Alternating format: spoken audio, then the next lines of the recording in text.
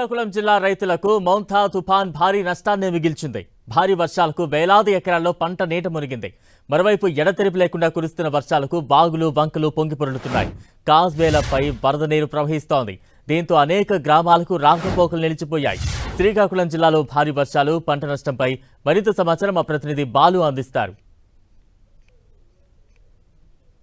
శ్రీకాకుళం జిల్లాకు తీవ్ర నష్టాన్ని మిగిల్చింది. మౌంతా తుఫాన్ ప్రభావంతో కురిసిన భారీ వర్షాలకు శ్రీకాకుళం జిల్లాలో అనేక ప్రాంతాల్లో వరి పంట అయితే పూర్తిగా నాశనమైందని చెప్పుకోవాలి. జిల్లాకు సంబంధించినటువంటి అనేక ప్రాంతాల్లో సుమారు 116 మిల్లీమీటర్ల వరకు ఎదుర్దానం ప్రాంతంలో భారీగా వర్షపాతం ఇచ్చేపరం కానీ సోంపేట కానీ పడడంతో పాటు అటు శ్రీకాకుళం జిల్లా కేంద్రం సుమారు 46 మిల్లీమీటర్ల వరకు భారీ వర్షపాతం అయితే నమోదైంది. దీంతో లోతట్టు ప్రాంతాలన్నీ కూడా పూర్తిగా జలమయమైన పరిస్థితి ఉంది. రాత్రి వరకు కూడా నీరు రోడ్ల మీద కొనసాగిన పరిస్థితుంది. మరోవైపు భారీగా పంట నష్టం అయితే కనిపిస్తూ ఉంది. జిల్లాలో అనేక ప్రాంతాల్లో పంట అయితే తీవ్రంగా నష్టపోయింది. సుమారు 100 ఎకరాల్లో అయితే పంట అయితే అటు ఉద్దానం ప్రాంతం కానీ ఇటు శ్రీకాకుళం డివిజన్లో కూడా నష్టపోయిన పరిస్థితి ఉంది. ప్రస్తుతం మనం విజువల్స్లో చూస్తున్నాం. భారీగా వరద నీరు గడ్లకి కాలువలకి కూడా చేరడంతో అటు గడ్డలన్నీ కూడా పొంగి పొరుగుతున్నాయి. అనేక ప్రాంతాల్లో కాజ్వేలు అయితే పూర్తిగా నీటి మునిగిన పరిస్థితి. కాజ్వేలు నీటి మునిగడంతో సుమారు అటు కమిర్గాం గ్రామం నుంచి సుమారు 15 గ్రామాలకైతే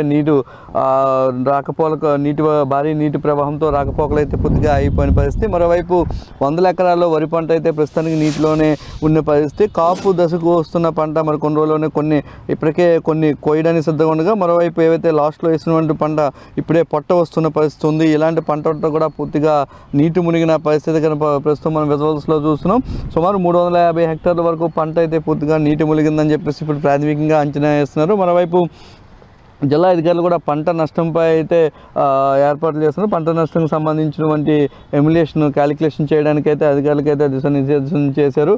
మరోవైపు పంట చేతికొచ్చినటువంటి పరిస్థితుల్లో ఎలా ఈ కాపాడుకోవాలని దానిపై అయితే కొంత చర్చిస్తున్నారు. చూస్తున్నాం పొలంలోకి భారీగా వరద నీరు అయితే పక్కన ఉన్నటువంటి కాలువల నుంచి కూడా వస్తున్నటువంటి పరిస్థితి అయితే కనిపిస్తుంది. దీంతో వరి పంట అయితే పూర్తిగా నీటిలోనే ఉంది. ఇలా పొట్టదశలో 3 రోజులు 2 రోజులు పంట ఉంటే నాశనం అయిపోతుందని చెప్పేసి అయితే రైతులు కొంత ఆందోళన వ్యక్తం చేస్తున్నారు. పంట నష్టపోయిన రైతులకు ప్రభుత్వం ఆదుకోవాలని చెప్పేసి అయితే చేస్తున్నారు. మరోవైపు జిల్లా వ్యాప్తంగా సుమారు ఒక 50 ప్రాంతాల్లో అయితే కరెంటు స్తంభాలు కూడా పూర్తిగా నేలమరిగిన పరిస్థితి, అవన్నీ రెస్టోరేషన్ చేసే ప్రక్రియ చేస్తున్నారు. పాత ఇల్లు అనేక వరకు ధ్వంసం అవుతున్నాయి. ఈరోజు కూడా భారీ వర్షాలు ఉంటాయని చెప్పేసి అధికారులు ఇప్పటికే సెలవులు ప్రకటించిన నేపథ్యంలో అటువైపు వర్షాలకు 2-3 రోజుల నుంచి తడిసినటువంటి గోడలు కూడా అనేక ప్రాంతాల్లో ధ్వంసమయ్యాయి. మరోవైపు తీర ప్రాంతాల్లో అయితే మత్స్యకారులకు తీవ్ర నష్టమే వాటిల్లిందని చెప్పుకోవచ్చు. తీర ప్రాంతంలో ఉన్నటువంటి మత్స్యకారులు ఒకవైపు